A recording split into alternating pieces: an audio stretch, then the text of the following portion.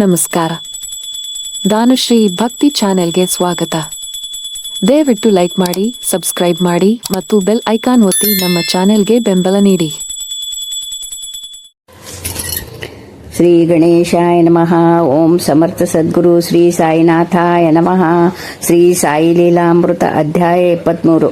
ಸಮಾಧಾನ ಕೊಡುವ ಸಮಾಧಿ. ಜೀವನ್ಮುಕ್ತರು ಪ್ರಳಯ ಕಾಲದಲ್ಲಿಯೂ ಸಹ ನಶಿಸುವುದಿಲ್ಲವೆಂದು ಭಗವದ್ಗೀತೆ ಮತ್ತು ಯೋಗ ವಾಸಿಷ್ಠಗಳು ಹೇಳುತ್ತವೆ. ಇನ್ನು ಪೂರ್ಣ ದತ್ತಾವತಾರವಾದ ಬಾಬಾಗೆ ಜೀವಿಗಳನ್ನು ಉದ್ಧರಿಸುವುದೇ ಅವತಾರ ಕಾರ್ಯವಾಗಿರುವುದರಿಂದ ಅವರ ಲೀಲೆಗಳು ಮಹಾ ಸಮಾಧಿಗೆ ಮುಂದೆ ಹೇಗೆ ನಡೆಯುತ್ತಿತ್ತೋ ಹಾಗೆಯೇ ಇಂದೂ ಕೂಡ ಮುಂದುವರಿಯುತ್ತಾ ಇವೆ. ಅಲ್ಲಿಯವರೆಗೂ ಭಕ್ತರ ಹತ್ತಿರವಿದ್ದ ಅವರ ಅನುಬಂಧ ಹಾಗೆಯೇ ಮುಂದುವರಿತಾ ಇದೆ. ಕಾಕಾ ಮಹಾಜನಿಗೆ ನವೆಂಬರ್ 13, 1918ರಲ್ಲಿ ಸ್ವಪ್ನದಲ್ಲಿ ಸಾಯಿ ಬಂದು, ನಾನು ಸಮಾಧಿಯಾಗಿ 1 ತಿಂಗಳಾಯಿತು, ಮಾಸಿಕ ಪೂಜೆ ಮಾಡು ಎಂದರು. ಆತ ನಿದ್ರೆ ಎಂದಿದ್ದು ನೋಡಿದರೆ ಅದು ಅಕ್ಷರಶಃ ನಿಜವಾಗಿತ್ತು. ಅಂದು ಆತ ಸಾಯಿಯನ್ನು ಪೂಜಿಸಿ ಕಾಕಾ ದೀಕ್ಷಿತ್, ಪ್ರಧಾನ್, ಮೇಮಾದ್ ಪಂಥಗಳಿಗೆ ಭೋಜನವನ್ನಿತ್ತನು. ಹಾಗೆಯೇ ನಾಗೇಶ್ ಅನ್ನುವ ಭಕ್ತ ಬಾಬಾ ಸಮಾಧಿಯ ಪಕ್ಕದ ಕೊಠಡಿಯಲ್ಲಿ ಮಲಗಿಕೊಳ್ಳುತ್ತಿದ್ದನು. ಆಗಾಗ ಅವನಿಗೂ ಅವನ ಜೊತೆಯವರಿಗೂ ಸಮಾಧಿಯಿಂದ ವಿಧವಾದ ಸಂಗೀತ ಕೇಳಿ ಬರುತ್ತಿತ್ತು. ಅಂದಿನಿಂದ ಆ ಕೊಠಡಿಯಲ್ಲಿ ಮಲಗುವುದನ್ನು ಬಿಟ್ಟು ಬಿಟ್ಟನು. ಕೆ ಪ್ರಧಾನನಿಗೆ ಅನೇಕ ಸಾರಿ ಗುರುಸ್ಥಾನದಲ್ಲಿ ಸಾಯಿ ಭೌತಿಕವಾಗಿ ದರ್ಶನವನ್ನು ಕೊಟ್ಟರು. ಒಂದು ಸಾರಿ ತಾತ್ಯ ತೀರುವ ಉಬ್ಬಸದಿಂದ ನರಳುತ್ತಿದ್ದ. ವೈದ್ಯರು ಔಷಧಿಯನ್ನು ಕೊಟ್ಟು ಅದನ್ನು ಅಂಜೂರ ಹಣ್ಣಿನ ರಸದೊಡನೆ ತೆಗೆದುಕೊಳ್ಳೆಂದರು. ಅದು ಹಣ್ಣು ಸಿಗುವ ಕಾಲವಲ್ಲ. ಒಂದು ದಿನ ಆರತಿಯಾದ ಮೇಲೆ ಅವನು ಮನೆಗೆ ಹಿಂದಿರುಗಿ ಬರುತ್ತಾ, ಈಗ ನನ್ನನ್ನು ಬಾಬಾ ಮನಸ್ಸಿಗೆ ಹಾಕಿಕೊಳ್ಳುವುದಿಲ್ಲವೇ? ಈಗ ಹಣ್ಣು ಸಿಗುವ ಕಾಲವಲ್ಲ, ಏನು ಮಾಡುವುದು ಎಂದುಕೊಂಡನು. ಆಶ್ಚರ್ಯ. ಬಾಗಿಲು ತೆಗೆದೊಡನೆಯೇ ದೇವರ ಮನೆಯಲ್ಲಿ ಬಾಬಾ ಪಟದ ಹತ್ತಿರ ಆಗ ತಾನೇ ಕಿತ್ತಿರುವ 14 ಅಂಜೂರಗಳಿವೆ. ಒಂದು ಸಾರಿ ಚೈತ್ರ ಮಾಸದಲ್ಲಿ ದಾಸಗನು ಶಿರಡಿಯಲ್ಲಿ 17 ದಿನ ಹರಿಕತೆ ಮಾಡಿದನು. ಆಗ ಒಂದು ದಿನ ಬಾಬಾ ಪಾದಗಳಿಂದ ಗಂಗಾ ಜಮುನಾ ಜಲಗಳು ಹರಿದ ಲೀಲೆಯನ್ನು ಕೇಳಿ ಹಲವಾರು ಭಕ್ತರು ಅದನ್ನು ನಂಬಲಿಲ್ಲ. ವಿಚಿತ್ರ. ಅಂದಿನಿಂದ ಕೆಲವು ದಿನಗಳು ಸಮಾಧಿಯ ಪಶ್ಚಿಮ ದಂಚಿನಿಂದ ಸಣ್ಣ ಝರಿ ಹರಿಯಿತು. ಅದೆಲ್ಲಿಂದ ಬರುತ್ತಿತ್ತೋ ಯಾರಿಗೂ ಗೊತ್ತಾಗಲಿಲ್ಲ. ಸಾಯಿ ಸಶರೀರರಾಗಿದ್ದಾಗ ಅವರ ಹತ್ತಿರ ಅತಿ ಸರದಿಂದ ನಡೆದುಕೊಂಡು ಅವರನ್ನು ಸಾಕಷ್ಟು ಭಕ್ತಿ ಶ್ರದ್ಧೆಗಳಿಂದ ಪೂಜಿಸಲಾರದೆ ಹೋದನೆ ಎಂದು ಶ್ಯಾಮ ಪರಿತಪಿಸಿದನು. ಅವನು ಕೊಟ್ಟಿದ್ದ ಉದಿಯ ಪೊಟ್ಟಣವನ್ನು ಪ್ರಾಣಾಧಾರವಾಗಿ ಪೂಜಿಸುತ್ತಿದ್ದನು. ಒಮ್ಮೆ ಅವನು ಬೊಂಬಾಯಿಗೆ ಹೋಗಿದ್ದಾಗ ಒಂದು ರಾತ್ರಿ ಬಾಬಾ ಕನಸಿನಲ್ಲಿ ಬಂದು, ನಾನು ಕೊಟ್ಟ ಉದಿ ಪೊಟ್ಟಣ ರಸ್ತೆ ಪಕ್ಕದ ಕಸದ ಗುಂಡಿ ಹತ್ತಿರ ಬಿದ್ದಿದೆ, ಬೇಗ ಹೋಗು ಎಂದು ಎಚ್ಚರಿಕೆ ಇತ್ತರು. ಶ್ಯಾಮ ಮನೆಗೆ ಬಂದು ನೋಡಿದರೆ ಪೂಜಾಗೃಹದಲ್ಲಿ ಆ ಪೊಟ್ಟಣ ಇರಲಿಲ್ಲ. ಮನೆಯನ್ನು ಗುಡಿಸಿ ಸಾರಿಸುವಾಗ ಯಾರೋ ತೆಗೆದಿಸಿದ್ದಾರೆ. ಮನೆಯ ಮಗ್ಗಲ ಕಸದ ಗುಂಡಿಯಲ್ಲಿ ನೋಡಿದಾಗ ಅದು ಸಿಕ್ಕಿತು. 1942ರಿಂದ ಶಿರಡಿಗೆ ಬರುತ್ತಿದ್ದ ಭಕ್ತರ ಸಂಖ್ಯೆ ವೃದ್ಧಿಯಾಗ ಹತ್ತಿತು. ಅವರಿಗೋಸ್ಕರ ವಸತಿ ಗೃಹಗಳನ್ನು ನಿರ್ಮಿಸುವುದಕ್ಕಾಗಿ ಸಂಸ್ಥಾನದವರು ಗುರುಸ್ಥಾನದ ಹತ್ತಿರದ ಭೂಮಿಯನ್ನು ಕೊಳ್ಳಬೇಕೆಂದು ಕೊಂಡರು. ಆದರೆ ಕೇಶವನಾರಾಯಣ್ ಕುಲಕರ್ಣಿ ಅದನ್ನು ಮಾರುವುದಿಲ್ಲವೆಂದನು. ಅವರು ಸಾಯಿಗೆ ಮೊರೆ ಇಟ್ಟಾಗ ಮಾರನೆಯ ದಿನ ಗುರುವಾರ ರಾತ್ರಿ ಕುಲಕರ್ಣಿಗೆ ಕನಸಿನಲ್ಲಿ ಬಾಬಾ ಬಂದು, ನಿಜವಾಗಿಯೂ ಆ ಭೂಮಿ ನನ್ನದು, ಅದನ್ನು ಸಂಸ್ಥಾನಕ್ಕೆ ನೀನು ತಕ್ಷಣವೇ ಮಾರಿಬಿಡು, ಅದರಿಂದ ನಿನಗೆ 3ರಷ್ಟು ಲಾಭ ಬರುವುದು ಎಂದರು. ಆತ ತಕ್ಷಣವೇ ಸಂಸ್ಥಾನಕ್ಕೆ ಅದನ್ನು ಮಾರಿಬಿಟ್ಟನು. ಆ ದುಡ್ಡಿನಿಂದ ಆ ಗ್ರಾಮದಲ್ಲಿ ಬೇರೊಂದು ಕಡೆ ಭೂಮಿಯನ್ನು ಕೊಳ್ಳಬೇಕೆಂದುಕೊಂಡಿದ್ದರೆ ಅದರ ಯಜಮಾನ ಅದನ್ನು ಮಾರುವುದಿಲ್ಲವೆಂದನು. ಆತನಿಗೆ ಬಾಬಾ ಕನಸಿನಲ್ಲಿ ಬಂದು ಕುಲಕರ್ಣಿಗೆ ಆ ಸ್ಥಳವನ್ನು ಮಾರಬೇಕೆಂದು ಹೇಳಿದರು. ಈ ವ್ಯವಹಾರದಿಂದ ಕುಲಕರ್ಣಿಗೆ 3ರಷ್ಟು ಲಾಭ ಬಂದಿತು. 1930ರಲ್ಲಿ ಡಾಕ್ಟರ್ ರುಸ್ತುಂಜಿಗೆ ನಿಮೋನಿಯಾ ಬಂದು ಬೊಂಬಾಯಿ ಪಾರ್ಸಿ ಜನರಲ್ ಆಸ್ಪತ್ರೆಯಲ್ಲಿ ಸ್ಮೃತಿ ಇಲ್ಲದೆ ಮಲಗಿದ್ದಾಗ ಅವನಿಗೆ ಒಬ್ಬ ಫಕೀರ ಕಂಡು ಅವನ ಮಂಚದ ಸುತ್ತಲೂ ಒಂದು ಸಾರಿ ಸುತ್ತಿ, ನಾನಾರೋ ನಿನಗೆ ಆಮೇಲೆ ಗೊತ್ತಾಗೋದು ಎಂದು ಹೇಳಿ ಅದೃಶ್ಯರಾದರು. ತರುವಾಯ ಅವನನ್ನು ಪರೀಕ್ಷಿಸಿದಾಗ ಅವನು ಸಂಪೂರ್ಣ ಆರೋಗ್ಯವಾಗಿರುವಂತೆ ಇರುವುದನ್ನು ಕಂಡು ಆಶ್ಚರ್ಯಪಟ್ಟನು. ತನ್ನನ್ನು ಕಾಪಾಡಿದ ಫಕೀರನಾರೆಂದು ಅವನು ಆಲೋಚಿಸುತ್ತಿದ್ದನು. ಒಂದು ಸಾರಿ ಬಸ್ಸಿನಲ್ಲಿ ಜೊತೆ ಪ್ರಯಾಣಿಕನ ಹತ್ತಿರ ಇರುವ ಪುಸ್ತಕದಲ್ಲಿ ಬಾಬಾ ಚಿತ್ರವನ್ನು ನೋಡಿದನು. ತನ್ನನ್ನು ಕಾಪಾಡಿದ ಆತನೇ ಎಂದು ಗುರುತಿಸಿ ಅವರ ಚರಿತ್ರೆ ಪಾರಾಯಣ ಮತ್ತು ಪೂಜೆ ಪ್ರಾರಂಭಿಸಿದನು. ಆಮೇಲೆ ಅವನನ್ನು 1940ರಲ್ಲಿ ಸಾಯಿ ಸಂಸ್ಥಾನದವರು ಶಿರಡಿ ಆಸ್ಪತ್ರೆಯಲ್ಲಿ ಡಾಕ್ಟರ್ ಆಗಿ ನೇಮಿಸಿದರು. ಒಂದು ಸಾರಿ ಆ ಡಾಕ್ಟರ್ ಹೆಂಡತಿಗೆ ಕಣ್ಣು ಬೇನೆ ಆಯಿತು. ಆಕೆ ದಿನವೂ ಸಾಯಿ ಸಮಾಧಿಗೆ ಪ್ರದಕ್ಷಿಣೆ ಹಾಕಿ ತನಗೆ ಆ ಬೇನೆ ತಗ್ಗಿದರೆ ಸಾಯಿಬಾಬಾ ಪಲ್ಲಕ್ಕಿಗೆ ಸ್ವತಃ ಬಟ್ಟೆಯನ್ನು ಹೊದಿಸುವೆನೆಂದು ಹರಿಸಿಕೊಂಡಳು. ಡಾಕ್ಟರ್ಗಳು ಆ ಕಾಯಿಲೆಗೆ ಔಷಧಿ ಇಲ್ಲವೆಂದು ನಿರ್ಣಯಿಸಿದರೂ ಆಕೆಗೆ 1 ವರ್ಷದೊಳಗಾಗಿ ವಾಸಿಯಾಯಿತು. ಆಕೆ ತನ್ನ ಹರಿಕೆಯನ್ನು ತೀರಿಸಿಕೊಂಡಳು. ಅತಿ ಭಯಾನಕವಾದ ಕ್ಷಯಬಾಧೆಯಿಂದ ನರಳುತ್ತಿದ್ದ ಶಿವಶಂಕರ್ ದೀಕ್ಷಿತನಿಗೆ ಒಂದು ರಾತ್ರಿ ಕನಸಿನಲ್ಲಿ ಯಾರೋ ಮುಸಲ್ಮಾನ ಮಹಾತ್ಮರ ಚಿತ್ರ ಕಂಡಿತು. ಆತ ಅದಕ್ಕೆ ನಮಸ್ಕಾರ ಮಾಡುತ್ತಿದ್ದಾಗ ಸ್ವಪ್ನದಲ್ಲಿ ಒಬ್ಬ ಫಕೀರ ಅವನ ಹಣೆಗೆ ವಿಭೂತಿಯನ್ನು ಇಟ್ಟು ಬಹುಬೇಗ ರೋಗ ತಗ್ಗಿ ಹೋಗುವುದೆಂದು ಹೇಳಿದನು. ದೀಕ್ಷಿತ್ ಪ್ರಾರಂಭದಲ್ಲಿ ಆ ಕನಸನ್ನು ಮನಸ್ಸಿಗೆ ತಂದುಕೊಳ್ಳಿಲ್ಲ. ಆದರೆ ಅಂದಿನಿಂದ ಯಾವ ಔಷಧವೂ ಇಲ್ಲದೆ ವ್ಯಾಧಿ ತಗ್ಗುತ್ತಾ ಬಂತು. ಈ ಸಂಗತಿಯನ್ನು ಕೇಳಿ ಆ ಫಕೀರ ಸಾಯಿ ಆಗಿರಬಹುದೆಂದು ಒಬ್ಬ ಮಿತ್ರ ಹೇಳಿದ. 4 ದಿನಗಳ ತರುವಾಯ ಹುಡುಗರು ಆಟವಾಡುತ್ತಾ ಇರುವಾಗ ಅವನ ಮುಂದೆ ಒಂದು ಕಾಗದವನ್ನು ಹಾಕಿ ಹೋದರು. ಅದರಲ್ಲಿ ಸಾಯಿ ಸಮಾಧಿಯ ಚಿತ್ರ, ಅದರ ಮೇಲೆ ಸಾಯಿ ಪಟವೂ ಇದೆ. ತನಗೆ ಸ್ವಪ್ನ ದರ್ಶನ ಕೊಟ್ಟವರು ಅವರೇ ಎಂದು ಗುರುತಿಸಿ ಅವನು ಶಿರಡಿಗೆ ಹೋದನು. ಆದರೆ ಅಲ್ಲಿ ಸಮಾಧಿಯ ಮೇಲೆ ಚಿತ್ರಪಟದ ಬದಲು ಅಮೃತಶಿಲೆಯ ವಿಗ್ರಹವಿದೆ. ಭಕ್ತರನ್ನು ವಿಚಾರಿಸಿದಾಗ 1956ರವರೆಗೂ ಅಲ್ಲಿ ಆ ಚಿತ್ರಪಟವೇ ಇತ್ತೆಂದು, ಆ ವರ್ಷವೇ ಅಲ್ಲಿ ವಿಗ್ರಹವನ್ನು ಪ್ರತಿಷ್ಠಾಪಿಸರೆಂದು ಹೇಳಿ ಒಳಗಿಟ್ಟಿದ್ದ ಆ ಪಟವನ್ನು ಸಹ ತೋರಿಸಿದರು. ಚಿತ್ತೂರು ಜಿಲ್ಲೆಯಲ್ಲಿನ ಒಂದು ಗ್ರಾಮದಲ್ಲಿ 1959ರ ಮೊಹರಂ ಹಬ್ಬದ ದಿನ ಮುಸಲ್ಮಾನರೆಲ್ಲರೂ ಗುಂಪುಗೂಡಿದರು. ಮೌಲ್ವಿಯೂ ಕೂಡ ಸಿದ್ಧನಾಗಿದ್ದನು. ಪೀರನ್ನೆತ್ತುವ ಭಕ್ತ ಬರಲೇ ಇಲ್ಲ. ಆಗ ಅಲ್ಲಿದ್ದ ಕೆ ತಿರುವೆಂಗಳಮ್ಮನನ್ನು ಪೀರನ್ನು ಎತ್ತೆಂದರು. ಅವನ ನಡುವಿಗೆ ಪುರುಗೋಲನ್ನು ಕಟ್ಟಿ ಅದರ ಬಟ್ಟೆಯಿಂದ ಅವನ ಮುಖವನ್ನು ಮುಚ್ಚಿದರು. ತಕ್ಷಣವೇ ಆತನಿಗೆ ಬಾಯ ಸ್ಮೃತಿ ತಪ್ಪಿತು. ನನಗೆ ಇದ್ದಕ್ಕಿದ್ದ ಹಾಗೆ ಹೊಳೆಯುತ್ತಿರುವ ಕಾಂತಿ ಕಂಡು ಬಂದಿತು. ಅಲ್ಲಿ ಎಲ್ಲೂ ಒಂದು ಸಣ್ಣ ಕಲ್ಲಾಗಲಿ ಹುಲ್ಲು ಕಡ್ಡಿಯಾಗಲಿ ಇಲ್ಲದ ಬ್ರಹ್ಮಾಂಡವಾದ ಮೈದಾನ ಎಲ್ಲ ಕಡೆಗಳಲ್ಲಿಯೂ ಕಂಡುಬಂದಿತು. ಸಣ್ಣ ಹುಡುಗನಂತಿರುವ ಒಬ್ಬ ಮುದುಕ ನನ್ನ ಹತ್ತಿರಕ್ಕೆ ಬಂದು ಕೈ ಚಾಚುವಂತೆ ಕಂಡನು. ಇಷ್ಟರಲ್ಲಿ ನನಗೆ ಅಲ್ಲಾಡಿಸಿದ್ದರಿಂದ ನನಗೆ ಎಚ್ಚರವಾಯಿತು. ಅಂದಿನಿಂದ ಭಕ್ತಿಗೀತೆಗಳು, ಭಗವದ್ಗೀತೆ ಇವುಗಳನ್ನು ಕೇಳಿದರೆ, ಶ್ರೀ ವೆಂಕಟೇಶ್ವರನನ್ನು ನೋಡಿದರೆ ಶರೀರವೆಲ್ಲವೂ ನಡುಗಿ ಕಣ್ಣೀರು ಬರುತ್ತದೆ.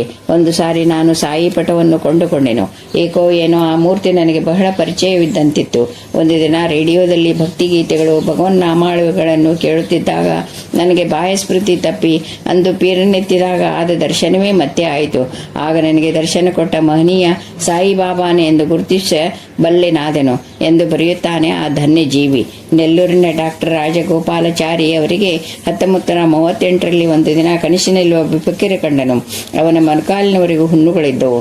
ಮಾರನೇ ದಿನ ಗೋಡೆಯ ಮೇಲೆ ಇದ್ದ ಪಟಗಳಲ್ಲಿ ಬಾಬಾ ಚಿತ್ರದ ಮೇಲೆ ರಾಜಗೋಪಾಲರ ದೃಷ್ಟಿ ಹರಿಯಿತು. ಅದರಲ್ಲಿ ಬಾಬಾಗೆ ಮೊಣಕಾಲಿನವರೆಗೂ ಗೆದ್ದಲು ಹೊಡೆದಿತ್ತು. ಸಾಯಿಗೆ ಅವರ ಚಿತ್ರಕ್ಕೆ ಭೇದವಿಲ್ಲವೆಂದು ಡಾಕ್ಟರ್ ಗುರುತಿಸಿದರು. ಅಂದಿನಿಂದ ಸಾಯಿ ಭಜನೆ, ಪೂಜೆ ಪ್ರಾರಂಭಿಸಿದರು. ಕೆಲವು ಕಾಲಕ್ಕೆ ನೆಲ್ಲೂರಿನಲ್ಲಿ ಒಂದು ಒಳ್ಳೆಯ ಸಾಯಿ ಮಂದಿರ ಬೆಳಗಿತು. ಹೋಶಂಗಾಬಾದಿಗೆ ಬಿಬಿ ಡೂಬೆ 1957ರಲ್ಲಿ ಪ್ರಮಾದಕರವಾದ ಉದರ ರೋಗದಿಂದ ಬಹಳ ಕಾಲ ನರಳುತ್ತಿದ್ದನು. ವೈದ್ಯರು ಕೂಡ ಆಶೆ ಬಿಟ್ಟಿದ್ದರಿಂದ ಅವನು ಶ್ರೀಕೃಷ್ಣನನ್ನು ಧ್ಯಾನಿಸುತ್ತಿದ್ದನು. ಬೆಳಗಿನ ಜಾವದ ಕನಸಿನಲ್ಲಿ ಕಪ್ನಿ ತಲೆಗೆ ಬಟ್ಟೆಯನ್ನು ಸುತ್ತಿದ್ದವ ಮಹನೀಯ ಕಣ್ಣಿಗೆ ಬಿದ್ದನು. ತಕ್ಷಣವೇ ದೂಬೆ, ಓಹೋ, ಈತನೇ ನನ್ನ ಗುರು ಎಂದು ಕೂಗಿಕೊಂಡನು. ಆ ಜೋರಾದ ಕೂಗಿಗೆ ಅವನಿಗೆ ಎಚ್ಚರವಾಯಿತು. ಅವನು ಈ ಸಂಗತಿಯನ್ನು ಯಾರಿಗೂ ತಿಳಿಸಲಿಲ್ಲ. ವರ್ಷಗಳು ಉರುಳಿದರೂ ಆ ಮಹನೀಯನನ್ನು ಮರೆಯಲಾಗಲಿಲ್ಲ. ಅವರ ವಿಷಯವಾಗಿ ಏನಾದರೂ ತಿಳಿಯುವುದೇನೋ ಎಂದು ಅನೇಕ ಆಧ್ಯಾತ್ಮಿಕ ಗ್ರಂಥಗಳು, ಪತ್ರಿಕೆಗಳು ಮುಂತಾದವುಗಳನ್ನು ಓದುತ್ತಿದ್ದನು. ಅವನಿಗೆ 1970ರಲ್ಲಿ ಹೋಶಂಗಾಬಾದಿಗೆ ವರ್ಗವಾಯಿತು. ಅಲ್ಲಿ ಅವನು ಒಂದು ಅಂಗಡಿಯಲ್ಲಿರುವ ಆ ಮಹನೀಯನ ಚಿತ್ರವನ್ನು ಗುರುತಿಸಿ ವಿಚಾರಿಸಲಾಗಿ ಅವನು ಶಿರಡಿ ಸಾಯಿಬಾಬಾ ಎಂದು ಮಾತ್ರ ತಿಳಿಯಿತು. ತರುವಾಯ ತನ್ನ ಉದ್ಯೋಗ ನಿಮಿತ್ತ 1972ರಲ್ಲಿ ವಿಶಾರಿಗೆ ಹೋದಾಗ ಅವನ ಮಿತ್ರ ತನ್ನ ಮನೆಯಲ್ಲಿರುವ ಸಾಯಿ ಪಟವನ್ನು ತೋರಿಸಿ ಅವರ ಲೀಲೆಗಳನ್ನು ವರ್ಣಿಸಿದನು. ತರುವಾಯ ಆತ 1973ರಲ್ಲಿ ಶಿರಡಿಗೆ ಹೋಗಿ ಅಂದಿನಿಂದ ಸಾಯಿಯನ್ನು ಪೂಜಿಸುತ್ತಿದ್ದಾನೆ. ಶ್ರೀಮತಿ ಸುಶೀಲಮ್ಮನವರಿಗೆ ಬಹಳ ಕಾಲದಿಂದ ಮಕ್ಕಳಿಲ್ಲದರಿಂದ ಸಾಯಿಯನ್ನು ಪೂಜಿಸೆಂದವರ ಅಣ್ಣ ಒಂದು ಸಾಯಿ ಪಟವನ್ನಿಟ್ಟನು. ಸ್ವಲ್ಪ ಕಾಲ ನಂತರ ಆಕೆಗೆ ಗಂಡು ಮಗುವಾಗಿ ಅದಕ್ಕೆ ಸಾಯಿಬಾಬಾ ಎಂದ ಹೆಸರಿಟ್ಟರು. ಬಾಣಂತಿಯಾದ ಆಕೆಗೆ ತೀವ್ರ ವಿರೋಚನವಾಗಿ ಎಷ್ಟು ಔಷಧ ಕೊಟ್ಟರೂ ತಗಲಿಲ್ಲ. ಆಕೆ 21ನೆಯ ದಿನ ಬೆಳಗಿನ ಜಾವ ಹೊರಕ್ಕೆ ಹೋಗಲಾರದೆ ಮಂಚದ ಪಕ್ಕದಲ್ಲಿಯೇ ಕುಳಿತಳು. ಸಾಯಿ ಆ ರೂಮಿಗೆ ಪ್ರವೇಶಿಸಿ, ಆ ಗೂಡನಲ್ಲಿ ತಾಯಿತವನ್ನಿಟ್ಟಿದ್ದೇನೆ, ಕಟ್ಟಿಕೋ, ಬಾದಿ ತಗ್ಗಿ ಹೋಗುವುದು. 3ನೇ ದಿನ ಅದನ್ನು ತೆಗೆದು ಎಸೆದು ಬಿಡು ಎಂದು ಹೇಳಿ ಹೊರಟು ಹೋದರು. ಯಾವ ಗೂಡನಲ್ಲಿ ಬಾಬಾ ಎಂದವಳು ಕೂಗಿಕೊಂಡಾಗ ಮನೆಯವರೆಲ್ಲರೂ ಅವಳಿಗೆ ಭ್ರಮೆಯಾಗಿದೆ ಎಂದುಕೊಂಡು ಸುಮ್ಮನಾದರು. ಆದರೆ ಗೂಡಿನಲ್ಲಿ ನೋಡಿದಾಗ ಅಲ್ಲೊಂದು ತಾಯಿತ ಇದೆ. ಅದನ್ನು ಕಟ್ಟಿದ ಕೂಡಲೇ ವಿರೋಚನ ನಿಂತಿತು. ಆಕೆಯ ಗಂಡ ಪಿಳ್ಳೆಯವರು ಸ್ವಲ್ಪ ಸಮಯಕ್ಕೆ ಕೆಲಸದಿಂದ ನಿವೃತ್ತರಾಗುವರು ಎನ್ನುವಾಗ ಅವರ ಮಗ MSc ಪಾಸಾಗಿ ತುಮ್ಮಲಗುಂಟದಲ್ಲಿ ಬಂಧುಗಳ ಮನೆಯಲ್ಲಿದ್ದು ಕೆಲಸ ಹುಡುಕುತ್ತಿದ್ದನು. ಸ್ವಲ್ಪ ಕಾಲವಾದ ಮೇಲೆ ಶ್ರೀ ವೆಂಕಟೇಶ್ವರ ವಿಶ್ವವಿದ್ಯಾನಿಲಯದ ಇಂಟರ್ವ್ಯೂಗೆ ಕರೆ ಬಂತು. ಶಿಫಾರಸಲ್ಲದಿದ್ದಲ್ಲಿ ಹೋಗಿ ಪ್ರಯೋಜನವಿಲ್ಲವೆಂದು ತಿಳಿದಿದ್ದರೂ ಸಹ ಸಾಯಿಯ ಪ್ರೋತ್ಸಾಹದಿಂದ ಹಾಜರಾದ. ಆಗಸ್ಟ್ 24, 1976ರಂದು ಸುಶೀಲಮ್ಮನಿಗೆ ಸಾಯಿ ಸ್ವಪ್ನ ದರ್ಶನ ಕೊಟ್ಟು, ನಿನ್ನ ಮಗನಿಗೆ ನೇಮಕಾತಿ ಕಾಗದ ತುಮ್ಮಲಗುಂಟಕ್ಕೆ ಬಂದಿದೆ, ಅದನ್ನು ತರಿಸಿಕೊಂಡು ಕೆಲಸಕ್ಕೆ ಸೇರಲಿ ಎಂದು 2-3 ಸಾರಿ ಹೇಳಿದರು. ತುಮ್ಮಲಗುಂಟದಲ್ಲಿದ್ದ ಬಂಧುಗಳು ಆಗ ಕಾಳಹಸ್ತಿಯಲ್ಲಿದ್ದರು. ಅವರಿಗೆ ಪಿಳ್ಳೆ ಕಾಗದ ಬರೆದರೆ ಅವರ ಉತ್ತರವಾಗಿ ಆ ಕಾಗದ ತುಮ್ಮಲಗುಂಟಕ್ಕೆ ಬಂದಿದೆ ಎಂದು ತಕ್ಷಣವೇ ಆತ ಕೆಲಸಕ್ಕೆ ಸೇರಬೇಕೆಂದು ತಂತಿ ಸಮಾಚಾರ ಬಂತು. ಅವನು ಅಂದರೆ ಪಿಳ್ಳೆಯ ಮಗ. ಹಾಗೆ ಮಾಡಿದ್ರಿಂದ ಪಿಳ್ಳೆ ನಿವೃತ್ತನಾಗುವ ಮುನ್ನವೇ ಸಂಸಾರ ನಿರ್ವಹಣೆಗೊಂದು ಆಧಾರ ಸಿಕ್ಕಿತು. ಇನ್ನು ಸ್ವಲ್ಪ ದಿನಗಳಾದ ಮೇಲೆ ಸುಶೀಲಮ್ಮನಿಗೆ ದೃಷ್ಟಿಮಂದ್ಯವಾಯಿತು. ಆಕೆ ಅದರಿಂದ ತೊಂದರೆ ಪಡುತ್ತಿದ್ದರೆ ಸಾಯಿ ಸ್ವಪ್ನದಲ್ಲಿ ಬಂದು ಕರ್ಮಫಲ ತಪ್ಪಿದ್ದಲ್ಲ, ಈ ಜನ್ಮದಲ್ಲಿ ಅನುಭವಿಸುತ್ತೀಯೋ ಇಲ್ಲವೇ ಮರುಜನ್ಮದಲ್ಲಿ ಅನುಭವಿಸುತ್ತೀಯೋ ಹೇಳು ಎಂದರು. ಉತ್ತರ ಕೊಡುವಷ್ಟರಲ್ಲಿ ಎಚ್ಚರವಾಯಿತು. ತರುವಾಯ ಆಕೆ ಇನ್ನಾವುದು ರೋಗವನ್ನು ಅನುಭವಿಸುತ್ತಿರುವಾಗ ಸಾಯಿ ಕನಸಿನಲ್ಲಿ ಬಂದು ಶ್ರೀರಾಮ ರಾಮ ರಾಮೇತಿ ರಮೇ ರಾಮೇ ಮನೋರಮೆ ಎನ್ನುವ ಶ್ಲೋಕವನ್ನು ಜಪಿಸೆಂದರು. ಮಾರ್ಚ್ 1978ರಲ್ಲಿ ಆಕೆ ಕಣ್ಣು ಆಪರೇಷನ್ ಮಾಡಿಸಿಕೊಂಡು ಮನೆಗೆ ಬಂದಾಗ ರಾತ್ರಿ ಮಹಡಿಯ ಮೇಲೆ ಮಲಗಿದ್ದಾಗ ಒಂದು ಗುಬ್ಬಚ್ಚಿ ಬಂದು ಕಣ್ಣು ಕುಕ್ಕಿ ಬಿಟ್ಟಿತು. ಮಾರನೇ ದಿವಸ ಡಾಕ್ಟರ್ಗೆ ತೋರಿಸಿದರೆ ದೃಷ್ಟಿ ಬರುವುದಿಲ್ಲೆಂದು ಹೇಳಿ ಮನೆಗೆ ಹೋಗೆಂದರು. ಆಕೆ ಅಂಗಲಾಚಿ ಬೇಡಿಕೊಂಡಾಗ 4 ದಿನ ಆಸ್ಪತ್ರೆಯಲ್ಲಿಟ್ಟುಕೊಂಡಿದ್ದರು. ಕೊನೆಯ ದಿವಸ ರಾತ್ರಿ ಕನಸಿನಲ್ಲಿ ಸಾಯಿ ಆಕೆಗೆ ಕಣ್ಣು ಬಿಚ್ಚಿ ತೀರ್ಥವನ್ನು ಕೊಟ್ಟರು. ಮೇಲೆ ಹೇಳಿದ ಶ್ಲೋಕವನ್ನು ಹೇಳಿಸಿ ಹೀಗೆ ಕಾಣಿಸುವುದೇನು ಎಂದು ಕೇಳಿದರು. ಕಾಣಿಸುತ್ತಿದೆ ಸರಿ, ಆದರೆ ಈ ಕರ್ಮವನ್ನು ಮುಂದಿನ ಜನ್ಮದಲ್ಲಿ ಅನುಭವಿಸಬೇಕೆಂದು ಹೇಳಿದರಲ್ಲ ಎಂದು ಕಣ್ಣೀರಿಟ್ಟಳು.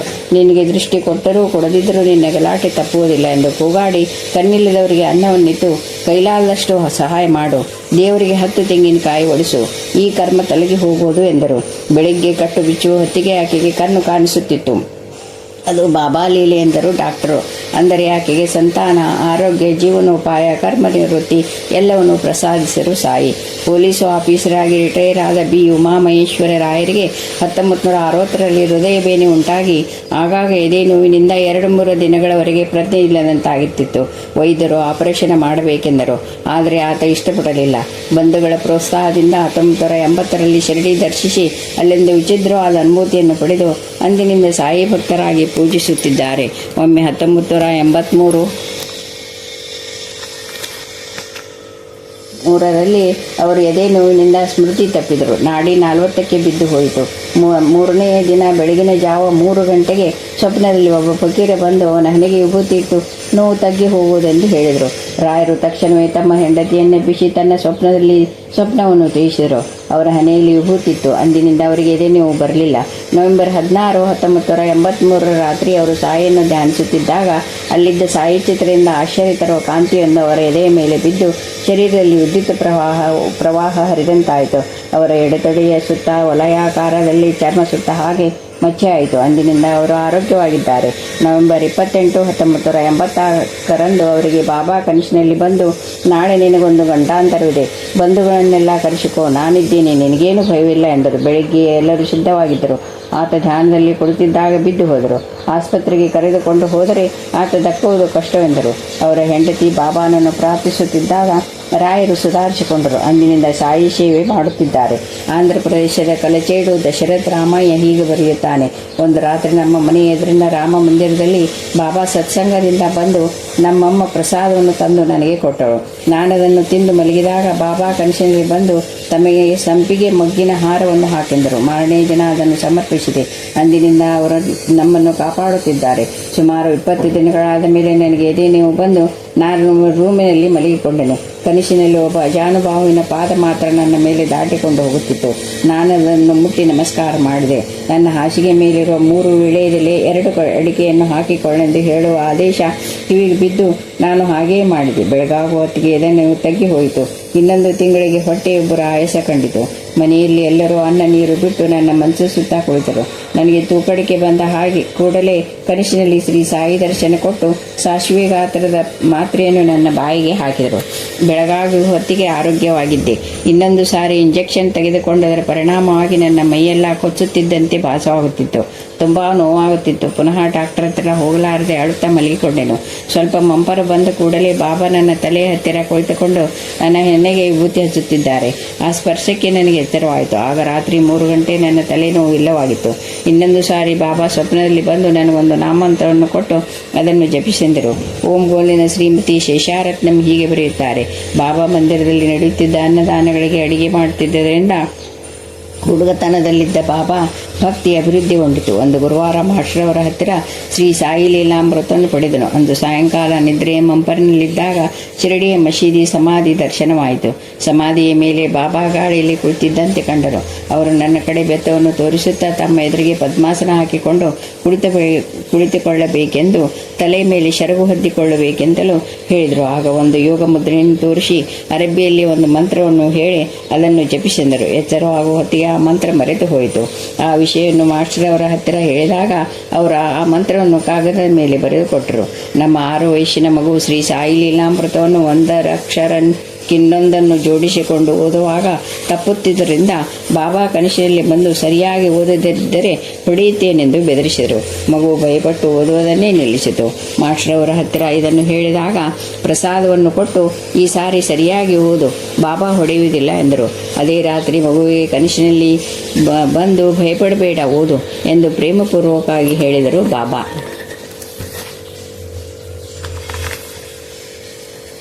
ವಡಮಲಪೇಟೆಯ ಕೆ ನವನೀತಂ ಹೀಗೆ ಬರೆಯುತ್ತಾರೆ. ನಾನು 1975ರಲ್ಲಿ MSc ಪಾಸಾಗಿ ಒಂದು ಯೋಗ ಶಿಕ್ಷಣ ಶಿಬಿರದಲ್ಲಿ ಶಿಕ್ಷಣ ಪಡೆಯುತ್ತಿದ್ದಾಗ ಒಬ್ಬ ಸಹಪಾಠಿ ಸುಲೋಚನ ಪಾರಾಯಣ ಮಾಡುತ್ತಿದ್ದ ಶ್ರೀ ಸಾಯಿ ಲೀಲಾಮೃತ ಕೇಳಿ ಆ ಗ್ರಂಥವನ್ನು ತರಿಸಿಕೊಂಡು ಪಾರಾಯಣ ಮಾಡುತ್ತಿದ್ದೆ. ಒಂದು ದಿನ ಧ್ಯಾನದಲ್ಲಿ ಕಾಂತಿಮಯ ದೇಹರಾಗಿ ಬಾಬಾ ದರ್ಶನ ಕೊಟ್ಟಾಗ ನನಗೆ ಮಿತಿಮೀರಿದ ಸಂತೋಷ ಉಂಟಾಯಿತು. ಇನ್ನೊಂದು ದಿನ ನನ್ನ ಸೋದರಳಿಯನಿಗೆ ಕಾಯಿಲೆಯಾಗಿ ಅವನು ಗತಿಸಿದ ಹಾಗೂ ನಾನು ಸಾಯಿಯನ್ನು ಸ್ಮರಿಸಿ ಮುಟ್ಟಿದ್ದರಿಂದ ಅವನು ಜೀವಂತನಾದ ಹಾಗೂ ಕಂಡಿತು. ಆಗ ನಮ್ಮೂರಿನಲ್ಲಿ ಅವನಿಗೆ ಹುಷಾರು ತಪ್ಪಿ ಸ್ವಲ್ಪದರಲ್ಲಿಯೇ ಒಂದು ದೊಡ್ಡ ಪ್ರಮಾದದಿಂದ ಪಾರಾದನೆಂದು ತಿಳಿಯಿತು. ಒಂದು ಸಾರಿ ಧ್ಯಾನದಲ್ಲಿ ನನ್ನ ಶರೀರ ಮೇಲಕ್ಕೇರಿ ದೂರದಲ್ಲಿ ಬಿದ್ದು ಹೋಗುತ್ತಾ ಇದ್ದುದರಿಂದ ಮೈ ನೋವು, ಜ್ವರ ಬಂದಿತು. ಆಗ ಉದಿಯನ್ನು ತೆಗೆದುಕೊಂಡು ಬಾಬಾ ಸಂದೇಶಕ್ಕಾಗಿ ಶ್ರೀ ಸಾಯಿ ಲೀಲಾಮೃತವನ್ನು ತೆಗೆದಾಗ ಅದರಲ್ಲಿ ಪ್ರಧಾನ ಜೊತೆ ಅವನ ತಾಯಿಗೆ ಬಂದಿದ್ದ ಪಾರ್ಶ್ವವಾಯುವಿನ ವಿಷಯವಾಗಿ ಪ್ರಸ್ತಾಪಿಸಿ ಸಾಯಿ ಅದು 4 ದಿನಗಳಲ್ಲಿ ಗುಣವಾಗುವುದೆಂದು ಅಲ್ಲಿ ಹೇಳುತ್ತಾರೆ. ಆದ್ದರಿಂದ ನನಗೆಷ್ಟು ತೊಂದರೆಯಾಗಿದ್ದರೂ ಔಷಧಿ ತೆಗೆದುಕೊಳ್ಳಲಿಲ್ಲ. 4ನೇ ರಾತ್ರಿ 9:30 ಗಂಟೆ ಆದರೂ ನೋವು ಕಡಿಮೆ ಆಗಲಿಲ್ಲ.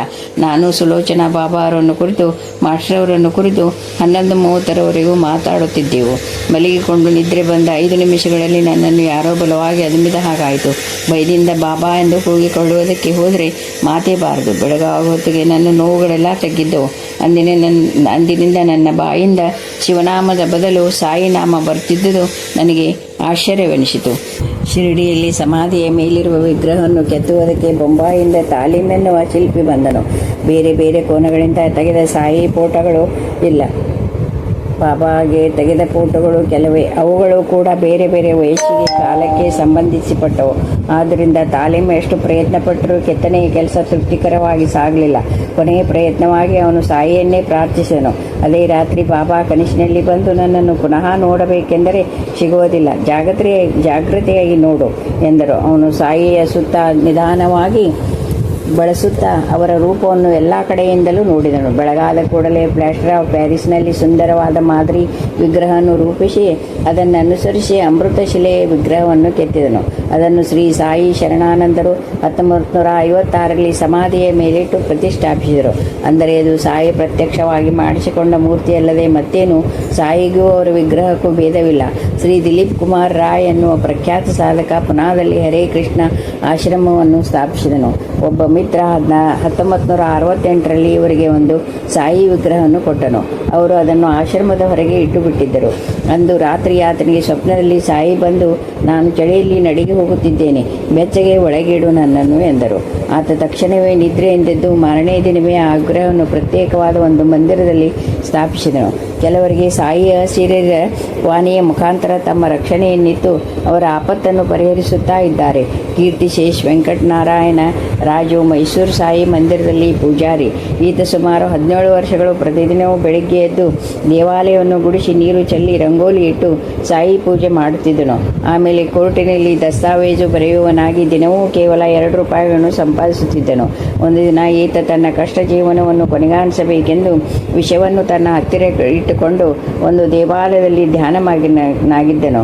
ಆಗ ನಿನ್ನಿಂದ ಇನ್ನೂ ಆಗಬೇಕಾದ್ದು ಬಹಳವಿದೆ. ಸಾಯಬೇಡ ಎನ್ನುವ ಮಾತುಗಳು ಕಿವಿಗೆ ಬಿದ್ದವು. ತಕ್ಷಣವೇ ರಮಣ ಮಹರ್ಷಿಗಳ ರೂಪದಲ್ಲಿ ಬಾಬಾ ದರ್ಶನ ಕೊಟ್ಟು ಮೇಲೆ ಹೇಳಿದ ಮಾತನ್ನು ಮತ್ತೆ ನುಡಿದು ಅವನ ಕೈ ಹಿಡಿದು ಮಂದಿರದ ಹೊರಕ್ಕೆ ಕರೆತಂದು ಬಿಟ್ಟು ಹೊರಟು ಹೋದರು. ಅಂದಿನಿಂದ ರಾಜು ರಮಣ ಮಹರ್ಷಿಗಳನ್ನೇ ತನ್ನ ಗುರುವೆಂದು ಭಾವಿಸಿದನು. ಇನ್ನೊಂದು ಸಾರಿ ದರ್ಶನ ಕೊಟ್ಟು ನಿನ್ನ ಗುರು ನಾನಲ್ಲ, ಶಿರಡಿ ಸಾಯಿಬಾಬಾ ಎಂದು ಹೇಳಿ ಅದೃಶ್ಯರಾದರು. ಅಂದಿನಿಂದ ರಾಜು ಸಾಯಿ ಭಕ್ತನಾದನು. ಶ್ರೀ ಸಾಯಿ ಅವನಿಗೆ ಆಗಾಗ ಕಂಡು ಮಾತಾಡುತ್ತಿದ್ದರು. ಎಷ್ಟೋ ಸಾರಿ ಕಾಗೆ, ಕೋತಿ, ಹಸುವಿನ ರೂಪದಲ್ಲಿ ಅವರ ಮನೆಗೆ ಬಂದರೆ ರಾಜು ಹೆಂಡತಿ ಗುರ್ತಿಸಲಾರದೆ ಅಟ್ಟಿ ಬಿಡುತ್ತಿದ್ದಳಂತೆ. ಆಮೇಲೆ ಬಾಬಾ ರಾಜು ಹತ್ತಿರ ನಾನು ಬಂದರೆ ಅಮ್ಮ ಅಟ್ಟಿಕೊಂಡಳು ಎನ್ನುತ್ತಿದ್ದರು. ರಾಜು ಕೆಲವು ಕಾಲ ಒಬ್ಬ ಮಾರ್ವಾಡಿ ಹತ್ತಿರ ಲೆಕ್ಕ ಬರೆಯುತ್ತಿದ್ದನು. ಒಂದು ದಿನ ಬಾಬಾ, ನೀವಿನ್ನು ಲೇಖನಿ ಹಿಡಿಯಬೇಡ, ನನ್ನ ಸೇವೆ ಮಾಡಿಕೊಂಡಿರು, ಅನ್ನ ಅದಕ್ಕದಾಗಿ ಬರುವುದು ಎಂದರು. ರಾಜು ಅಂದಿನಿಂದ ಹಾಗೇ ಮಾಡಿದನು. ಒಂದು ದಿನ ಮನೆಯಲ್ಲಿ ಅಕ್ಕಿ ಇರಲಿಲ್ಲ. ಅಂದು ಮಾರವಾಡಿ ಹೆಂಡತಿಗೆ ಬಾಬಾ ಪಟದಿಂದ ತಕ್ಷಣವೇ ರಾಜುವಿಗೆ ಅಕ್ಕಿಯನ್ನು ಕಳುಹಿಸು ಎಂದ ಹಾಗೆ 3 ಸಾರಿ ಕೇಳಿಸಿತು. ಆಕೆ ತಕ್ಷಣವೇ 1 ಚೀಲ ಅಕ್ಕಿಯನ್ನು ಕಳುಹಿಸಿದಳು. ಆದರೆ ರಾಜು ಇದನ್ನು ತೆಗೆದುಕೋ ಎಂದು ಸಾಯಿ ನನ್ನ ಹತ್ತಿರ ಹೇಳಬೇಕಲ್ಲವೇ ಎಂದನು. ಬಾಬಾ ತರುವಾಯ ಆತನಿಗೂ ಹಾಗೇ ಆಜ್ಞಾಪಿಸಿದರು. ಇನ್ನೊಂದು ಸಾರಿ ಅವನ ಹೆಂಡತಿ ಬೆಂಗಳೂರಿಗೆ ಹೋಗಿದ್ದಳು. ಮನೆಯಲ್ಲಿ ತಿನ್ನುವುದಕ್ಕೇನೂ ಇರಲಿಲ್ಲ. ರಾಜು ಸಾಯಿಯೇ ತನಗೆ ಎಲ್ಲ ಏರ್ಪಾಡು ಮಾಡುತ್ತಿದ್ದಾರಲ್ಲವೇ ಎಂದುಕೊಂಡು ದಕ್ಷಿಣೆಯಿಂದ ಬಂದು 10 ರೂಪಾಯಿಗಳನ್ನು ತೆಗೆದುಕೊಳ್ಳಲು ಹೋದಾಗ ತಕ್ಷಣವೇ ಬಾಬಾ ಕಪಾಲ ಕೆರಡು ಬಿಗಿದು ನನ್ನ ದಕ್ಷಿಣೆ ತೆಗೆದುಕೊಳ್ಳುತ್ತೀಯೇನೋ ಎಂದು ತಡೆದರು. ಆತ ಆಶ್ಚರ್ಯಪಟ್ಟು ಬೀದಿಗೆ ಬಂದ ಕೂಡಲೇ ಆತನ ಬಾಲ್ಯ ಸ್ನೇಹಿತ ಕಂಡು ರಾಜುವಿಗೆ ಬಲವಂತವಾಗಿ ಹೋಟೆಲ್ನಲ್ಲಿ ಊಟ ಹಾಕಿಸಿದನು. ಆಮೇಲೆ ವಿಚಾರಿಸಲಾಗಿ ಆ ಮಿತ್ರ ಆ ಊರಿನಲ್ಲೇ ಇಲ್ಲವೆಂದು ತಿಳಿಯಿತು.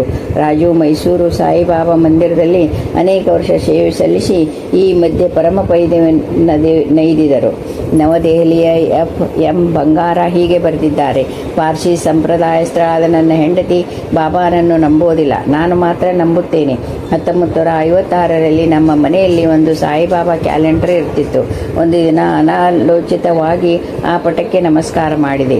ಬಾಬಾ ವಿಷಯ ಏನೂ ತಿಳಿದವ ನಾನೇಕ ಹಾಗೆ ಮಾಡಿದೆನೆಂದು ನನಗೆ ಆಶ್ಚರ್ಯವಾಯಿತು. ಮನೆಯ ಹರದ ತೆಗೆಯುತ್ತಿದ್ದಾಗ ನನ್ನ ಹೆಂಡತಿಗೆ, ಮಗು ನನಗೊಂದು ಹಾರು ಹಾಕು, ನಿನಗೆ ಒಳ್ಳೆಯದಾಗುವುದು ಎನ್ನುವ ಮಾತು ಕೇಳಿಸಿತಂತೆ. ಆಕೆ ತಕ್ಷಣವೇ ಆ ಕ್ಯಾಲೆಂಡರ್ನ ಬಾಬಾಗೆ ಹಾರ ಹಾಕಿದಳು. ಅಂದಿನಿಂದ ನಾವು ಆ ಚಿತ್ರವನ್ನು ಪೂಜಿಸುತ್ತಿದ್ದೇವೆ. ಆ ಸಮಯದಲ್ಲಿ ನಾವು ಆರ್ಥಿಕವಾಗಿ ಕಷ್ಟದಲ್ಲಿದ್ದೆವು. ನನ್ನಾಕೆ ನಮ್ಮ ಸಂಸಾರದ ಶ್ರೇಯಸ್ಸಿಗಾಗಿ ನಮಗೊಬ್ಬ ಮಗ ಬೇಕೆಂದು ಪ್ರಾರ್ಥಿಸಲು ವರ್ಷಾಂತದೊಳಗೆ ನಮಗೊಬ್ಬ ಮಗ ಹುಟ್ಟಿದ. ನನ್ನ ಸಂಬಳವೂ ಹೆಚ್ಚಾಯಿತು. ಉತ್ತಮ ಬ್ಯಾಂಕ್ ಆಫೀಸರ್ ಎನ್ನುವ ಹೆಸರೂ ಸಹ ಬಂದಿತು. ಹಾಗೆ ನಾವು ಕೇಳಿಕೊಂಡಿದ್ದೆಲ್ಲ ನಡೆಯುತ್ತಿತ್ತು. ಅವಶ್ಯಕತೆ ಬಿದ್ದಾಗ ಅವರ ಸಂದೇಶವೂ ಕೂಡ ನಮಗೆ ಸಿಗುತ್ತಿತ್ತು. ಆದರೆ ಇವೆಲ್ಲವೂ ನಮ್ಮ ಭ್ರಾಂತಿ ಎಂದುಕೊಳ್ಳುತ್ತಿದ್ದೆವು. ಒಂದು ದಿನ ನಾನು ಇನ್ಸ್ಪೆಕ್ಷನ್ಗೋಸ್ಕರ ಹೊರಟರೆ ಸಾಯಂಕಾಲಕ್ಕೆ ಮನೆಗೆ ವಾಪಸ್ಸಾಗಬೇಕೆಂದು ನನ್ನ ಹೆಂಡತಿ ಬಲವಾಗಿ ಹಠ ಹಿಡಿದಳು. ಆದರೆ ಬಾಬಾ ಹತ್ತಿರ ನನಗೆ ಈ ದಿನ ನೀನು ತಿರುಗಿ ಬರಲಾರೆ ಎಂದು ಕೇಳಿಸಿತು. ದಾರಿಯಲ್ಲಿ ಒಂದು ಕಡೆ ರೈಲು ಗೇಟು ಹಾಕಿದ್ದರಿಂದ ನಿಂತೆವು. ಪಕ್ಕದ ಬಸ್ಸಿನಲ್ಲಿ ಒಬ್ಬ ದೊಡ್ಡ ಮನುಷ್ಯ ನಮ್ಮ ಡ್ರೈವರ್ನ ಹತ್ತಿರ ಮಾತಾಡಿಕೊಂಡು ಬಂದು ಕಾರಿನಲ್ಲಿ ಕುಳಿತುಕೊಂಡನು. ನನಗೇನೋ ಕೋಪ ಬಂದಿತು. ಆದರೆ ಬಾಬಾನೇ ಅವನನ್ನು ಕಳಿಸಿರಬೇಕೆಂದುಕೊಂಡು ಸುಮ್ಮಗಾದೆ. ತರುವಾಯ ಒಂದು ಘಾಟ್ ರೋಡಿನಲ್ಲಿ ಕಾರು ಬ್ರೇಕ್ ಮುರಿದು ಕಾರು ಹಳ್ಳದತ್ತ ಬೀಳುವುದರಲ್ಲಿತ್ತು. ಎಡಭಾಗದಲ್ಲೊಂದು ದೊಡ್ಡ ಹಳ್ಳವಿದೆ. ಡ್ರೈವರು ಕಾರನ್ನು ಬಲಭಾಗದ ಗುಡ್ಡಕ್ಕೆ ಗುದ್ದಬೇಕೆಂದಿದ್ದಾಗ ಯಾವುದೋ ಒಂದು ಎದುರಾಗಿ ಸ್ವಲ್ಪದರಲ್ಲಿ ಪ್ರಮಾದ ತಪ್ಪಿ ಹೋಯಿತು. ಆಗ ಬಾಬಾ ಮಾತುಗಳು ಜ್ಞಾಪಕಕ್ಕೆ ಬಂದು ನನಗೆ ಮರಣ ತಪ್ಪಿದ್ದಲ್ಲವೆಂದುಕೊಂಡೆ. ನನ್ನ ಹಸ್ತರೇಖೆಯೂ ಸಹ ಹಾಗೆ ಸೂಚಿಸುತ್ತಿತ್ತು. ನಾನು ಭಯಬಿದ್ದು ಸಾಯಿ ನನ್ನ ಸಂಸಾರಕ್ಕೋಸ್ಕರವಾದರೂ ನನ್ನನ್ನು ರಕ್ಷಿಸು ಎಂದು ಪ್ರಾರ್ಥಿಸನು. ತಕ್ಷಣವೇ ಟೈರ್ ಹೊಡೆದು ಕಾರು ಅಲ್ಲೇ ನಿಂತಿತು. ಡ್ರೈವರು ಟೈರನ್ನು ಬದಲಾಯಿಸಿ ಹೊರಡೋ ಹೊತ್ತಿಗೆ ಮಾರನೇ ದಿನವಾಗಿತ್ತು. ಮಾರನೇ ದಿವಸವೇ ಮನೆ ಸೇರಲಾದೆನು. ಬಾಬಾ ಮಾತೇ ನಿಜವಾಯಿತು. ಬೊಂಬಾಯಿನ ಮಾಶಿಕ್ ಶಾ ಇನ್ನೊಬ್ಬ ಪಾರ್ಸಿ ಮತಸ್ಥ ಈತ ಬಾಬಾಗೆ ಸಮರ್ಪಿಸದೆ ಏನನ್ನೂ ತಿನ್ನುತ್ತಿರಲಿಲ್ಲ. ಆದರೂ ಬಹಳ ಕಾಲ ಶಿರಡಿಗೆ ಹೋಗಲಾರದೇ ಇದ್ದನು. ಒಮ್ಮೆ ನಾಗಪುರಕ್ಕೆ ಹೋಗುತ್ತಾ ಮಧ್ಯಾಹ್ನ ಮನ್ಮಾಡ್ ಸ್ಟೇಷನ್ನಲ್ಲಿ ನಿದ್ರೆ ಎಂದಿದ್ದ ಕೂಡಲೇ ಒಂದು ಅಸ್ಪಷ್ಟವಾದ ಮಾನವಾಕಾರ, ನೀನು ಮನ್ಮಾಡಿನಲ್ಲಿ ಇಳಿದು ಹೋಗು ಎಂದು ಹೇಳಿ ಅದೃಶ್ಯವಾಯಿತು. ಅವನು ತಕ್ಷಣವೇ ಗಾಡಿಯಿಂದ ಇಳಿದು ಬಿಟ್ಟನು. ಶಿರಡಿ ದರ್ಶನ ಮಾಡಿಕೊಂಡು ವಾಪಸ್ಸು ಬರುವ ಹೊತ್ತಿಗೆ ಅಂದಿನ ಮಧ್ಯಾಹ್ನ ಆತ ಇಳಿದ ರೈಲಿಗೆ ಆ ಸ್ಟೇಷನ್ ದಾಟಿದ ಕೂಡಲೇ ದೊಡ್ಡ ಅಪಘಾತವಾಗಿ ಅನೇಕ ಜನ ಸತ್ತು ಹೋದರೆಂದು ತಿಳಿಯಿತು. ಇದೇ ರೀತಿ ಹೋಶಂಗಾಬಾದ್ನ ಸಂತೋಷ್ ವ್ಯಾಸ್ 1980ರಲ್ಲಿ ಶಿರಡಿಗೆ ಹೋಗುವ ರೈಲಿನಲ್ಲಿ ಇಂಜಿನ್ನಿನಿಂದ ಇರುವ 3ನೇ ಬೋಗಿಯಲ್ಲಿ ಕುಳಿತುಕೊಂಡನು. ದಾರಿಯಲ್ಲಿ ಇಟಾರ್ಚಿಯ ಬಳಿ ಅವನ ಅಂತರದಲ್ಲಿ ತಕ್ಷಣವೇ ಇಳಿದು ಕೊನೆಯ ಬೋಗಿಗೆ ಹೋಗು ಎಂಬ ವಾಣಿ ನುಡಿಯಿತು. ರೈಲು ಹೊರಟರೂ ಆತ ಬೇಗ ಇಳಿದು ಕೊನೆಯ ಬೋಗಿಯಲ್ಲಿ ಹತ್ತಿದನು. 2 ನಿಮಿಷದಲ್ಲಿ ಈ ರೈಲಿಗೊಂದು ಗೂಡ್ಸ್ ರೈಲು ಡಿಕ್ಕಿ ಹೊಡೆದು ಮುಣೆ ಬೋಗಿಯಲ್ಲಿದ್ದ ಅನೇಕರು ಪ್ರಾಣ ಕಳೆದುಕೊಂಡರು. ಡಿ.ಎಲ್. ಕಾಂತಾರಾವ್ ಕಾಮರವೋಲು ಗ್ರಾಮದಲ್ಲಿ ರೆವಿನ್ಯೂ ಇನ್ಸ್ಪೆಕ್ಟರ್ ಆಗಿ ಕೆಲಸ ಮಾಡುತ್ತಿದ್ದ ದಿನಗಳವು. ಹತ್ತಿರದಲ್ಲೆಲ್ಲೂ ವೈದ್ಯ ವಸತಿಗಳಿರಲಿಲ್ಲ. ಒಂದು ದಿನ ಅವನ ಹೆಂಡತಿಗೆ ಪ್ರಸವವಾದ ನಂತರ ಹೊರಬೇಕಾದ ಕಸ ಎಷ್ಟು ಹೊತ್ತಾದರೂ ಬರಲಿಲ್ಲ. ಗಂಟೆಯೊಳಗಾಗಿ ಬೀಳದಲ್ಲಿ ತಾಯಿಯ ಪ್ರಾಣಕ್ಕೆ ಗಂಡಾಂತರ. ಆಕೆಗೆ ಜ್ಞಾನ ಹೋಯಿತು. ರಾಯರು ಪೂಜಾ ಕೊನೆಗೆ ಹೋಗಿ ಸಾಯನ್ನು ಪ್ರಾರ್ಥಿಸುತ್ತಿದ್ದಾಗ ಹೊರಗಡೆ ಸುಬ್ಬಮ್ಮ ಬಂದಳು ಎನ್ನುವ ಮಾತುಗಳು ಕಿವಿಗೆ ಬಿದ್ದವು. ಆಕೆ ಆ ಊರಿನ ನರ್ಸು. ಆಕೆ ತಕ್ಷಣವೇ ಒಳಗೆ ಹೋಗಿ ಆ ಬಾನಂತೆ ಹೊಟ್ಟೆಯನ್ನು ಅಮಕಿದ ಕೂಡಲೇ ಸತ್ಯ ಕಳಚಿ ಬಿತ್ತು. ಗಂಡಾಂತರ ತಪ್ಪಿತು. ಆಕೆ ಮಗುಲಲ್ಲಿ ಮಗುವನ್ನು ಮುಖ ಕೆಳಗಾಗಿ ಮಲಗಿಸಿದ ಕೂಡಲೇ ಅದು ಕೊಯ್ಯಿ ಎಂದು ಹತ್ತಿತು. ಆಮೇಲೆ ತಿಳಿಯಿತು ಸುಬ್ಬಮ್ಮ ಆ ಗ್ರಾಮದವಳೆ. ಆದಾಗ್ಯೂ ವಿಜಯವಾಡದಲ್ಲಿ ನರ್ಸಾಗಿ ಕೆಲಸ ಮಾಡುತ್ತಿದ್ದಳು. ಅಂದು ಏಕೋ ಏನೋ ಅಕಸ್ಮಾತ್ತಾಗಿ ರಜಕ್ಕೂ ಹಾಕದೆ ಊರಿಗೆ ಬಂದಿದ್ದಳು. ತಕ್ಷಣವೇ ವಾಪಸ್ ಆಗಬೇಕೆಂದಿದ್ದಳು. ಆದರೆ ಮನೆ ಸೇರಿದ ಕೂಡಲೇ ಈ ವಿಷಯ ತಿಳಿದು ಅಲ್ಲಿಗೆ ಬಂದಳು. ಸಾಯಿ ಅನುಗ್ರಹ ಯಾರ ಮುಖಾಂತರವಾದರೂ ನಮಗೆ ಸೇರಬಹುದು. ಮಹಾಸಮಾಧಿಯಾದ ತರುವಾಯೂ ಕೂಡ ಸಾಯಿ ನಮ್ಮೊಡನೆ ಮಾತಾಡಿದರೆ ಅದು ಅವರು ಸಶರೀರರಾಗಿರುವಾಗ ಆಡಿದರ ಸರಿಸಮವೆಲ್ಲವೆಂದುಕೊಳ್ಳುತ್ತೇವೆ. ದಾಸಗನು 1924ರಲ್ಲಿ ಶ್ರೀರಾಮ್ ನವಮಿಗೆ ಶಿರಡಿಗೆ ಹೋಗಿ ಬರುತ್ತಿದ್ದ. ರಾಮಚಂದ್ರ ಪಾಟೇವಾರ್ ಮತ್ತು ಅವರ ಹೆಂಡತಿ ಜೊತೆಗೆ ಇದ್ದರು. ದಾರಿ ಮಧ್ಯದಲ್ಲಿ ಶ್ರೀಮತಿ ಪಾಟೇವಾರ್ಗೆ ಬಾಯಾರಿಕೆ ಆದಾಗ ರೈಲು ಇಳಿದು ದೂರದಲ್ಲಿರುವ ನಲ್ಲಿ ಹತ್ತಿರಕ್ಕೆ ಹೋಗಿ ಬರುವ ಹೊತ್ತಿಗೆ ರೈಲು ಚಲಿಸಿತು. ಆಕೆ ಬೇಗ ರೈಲು ಹತ್ತಲು ಹೋಗಿ ಕಾಲು ಜಾರಿ ರೈಲಿಗೂ ಪ್ಲಾಟ್ಫಾರ್ಮಿಗೂ ಮಧ್ಯೆ ಇರುವ ಸಂಧಿಯಲ್ಲಿ ಕೆಳಗೆ ಬಿದ್ದು ಹೋದಳು. ಅಲಾರಾಮ್ ಚೈನು ಎಳೆದಾಗ ರೈಲು ಸ್ವಲ್ಪ ದೂರ ಚಲಿಸಿ ನಿಂತಿತು. ಆಕೆ ನಿರಾಯಾಸವಾಗಿ ಮೇಲಕ್ಕೆದ್ದು ಬಂದು ದಿಗಿಲು ಬಿಡದಂತಿದ್ದ ಆ ಜನರ ಹತ್ತಿರ ಹೀಗೆ ಹೇಳಿದಳು. ಕಾಲು ಜಾರಿದ ಕೂಡಲೇ ನನಗೇನು ತೋಚದೆ ಬಾಬಾನನ್ನು ನೆನೆದೆನು. ಅವರು ನನ್ನ ಪಕ್ಕದಲ್ಲಿಯೇ ಬಂದು ನಿಂತು ತಮ್ಮ ಕೈಯಿಂದ ನನ್ನನ್ನು ಪ್ಲಾಟ್ಫಾರ್ಮ್ ಬದಿಗೆ ಅಮುಕಿ ಹಿಡಿದು ನನ್ನ ಪಕ್ಕದಲ್ಲಿಯೇ ಇದ್ದರು. ನನಗೇನು ಭಯವಾಗಲಿಲ್ಲ. ನಾನು ಮೇಲಕ್ಕೆ ಬರುವವರೆಗೂ ಅವರು ಕಾಣಿಸುತ್ತಲೇ ಇದ್ದರು. ನವದೆಹಲಿಯ R.N. ಚಟ್ನೀಸ್ 1950ರಲ್ಲಿ ಯಾವುದೋ ಮಹಾತ್ಮನ ಚಿತ್ರಪಟವನ್ನು ನೋಡಿ ಮಂತ್ರಮುಗ್ಧನಾದನು. ಅವರು ಬಾಬಾ ಎಂದು ಗೊತ್ತಾದಾಗ ಅವರ ಚರಿತ್ರೆಯನ್ನು ಓದಿ 1952ರಲ್ಲಿ ಶಿರಡಿಗೆ ಹೋಗಿ ಸಮಾಧಿಯನ್ನು ನೋಡಿದ ಕೂಡಲೇ ಚಿಟ್ನೀಸ್ನ ಜೀವನವೇ ಬದಲಾದಂತಾಗಿ ಅಪಾರ ಶಾಂತಿಯ ಅನುಭವವಾಯಿತು. ಅಂದಿನಿಂದ ಬಾಬಾನನ್ನು ಪೂಜಿಸುತ್ತಿದ್ದಾರೆ. ಅವರು 1957ರಲ್ಲಿ ತನ್ನ ತಂಗಿಗೆ ಕಾಯಿಲೆಯಾಗಿದೆ ಎಂದು ತಿಳಿದು ಅಲ್ಲಿಗೆ ಹೋಗಲು ವಿಮಾನ ನಿಲ್ದಾಣದಲ್ಲಿ ಕುಳಿತಿದ್ದರು. ತಾವು ಬೊಂಬಾಯಿ ಸೇರುವುದರೊಳಗಾಗಿ ಅವರ ತಂಗಿ ಹುಷಾರಾಗಬೇಕೆಂದು ಪ್ರಾರ್ಥಿಸಿದರು. ಇಷ್ಟರಲ್ಲಿ ಅವರ ಪಕ್ಕದಲ್ಲಿಯೇ ಕಾಲಿಗೆ ಚಪ್ಪಲಿ ಇಲ್ಲದೆ ಬಿಳಿ ಕಪ್ನಿ ತಲೆಗೆ ಪಟ್ಟಿಸುತ್ತಿರುವ ಬರುದ್ದ ಫಕೀರನಿದ್ದಾನೆ. ಆತ ನಿರಾಶೆ ವ್ಯಕ್ತಪಡಿಸುತ್ತಾ ಕೈಕಾಲು ತಗ್ಗಿಸಿ ಅದೃಶ್ಯರಾದರು. ಇನ್ನಾರು ಅವರನ್ನು ನೋಡಲಿಲ್ಲವಂತೆ. ಚಿಟ್ನೀಸ್ ಬೊಂಬಾಯಿಗೆ ಹೋಗುವ ಹೊತ್ತಿಗೆ ಅವರ ತಂಗಿ ತೀರಿ ಹೋಗಿದ್ದರು. 1965ರಲ್ಲಿ ಚಿಟ್ನೀಸ್ಗೆ ವಿಪರೀತ ಹೊಟ್ಟೆ ನೋವಾಗಿ ನೀರು ಕುಡಿಯೋದು ಕಷ್ಟವಾಯಿತು. ಡಾಕ್ಟರ್ ಆಪರೇಷನ್ ಮಾಡಲೇಬೇಕೆಂದಾಗ ಆತ ಭಯಪಟ್ಟು ಬಾಬಾನನ್ನು ಪ್ರಾರ್ಥಿಸನು. ಅದೇ ರಾತ್ರಿ ಕನಸಿನಲ್ಲಿ ಭಯಂಕರವಾಗಿ ಕಾಣುವ 4 ಆತನ ಮೇಲೆ ಬಿದ್ದರು. ತಕ್ಷಣವೇ ಸಾಯಿ ಅವರ ಮೇಲೆ ಬಿದ್ದು ಓಡಿಸಿದರು. ಬೆಳಗಾಗುವ ಹೊತ್ತಿಗೆ ಚಿಟ್ನೀಸ್ಗೆ ಕಾಯಿಲೇ ಇಲ್ಲ. 1966ರಲ್ಲಿ ಒಂದು ಗುರುವಾರ ಸಾಯಿ ಚರಿತ್ರೆ ಪಾರಾಯಣ ಪೂರೈಸಿ ಆಗ್ರಾಕ್ಕೆ ಹೋಗುತ್ತಾ ದಾರಿಯಲ್ಲಿ ಸಾಯಿ ದರ್ಶನ ತನಗಾಗಬೇಕೆಂದು ಪ್ರಾರ್ಥಿಸಿದ. ಸುಮಾರು 60 ಮೈಲಿ ಹೋಗಿದ್ದಾಗ ಕಾರು ಅಕಸ್ಮಾತ್ತಾಗಿ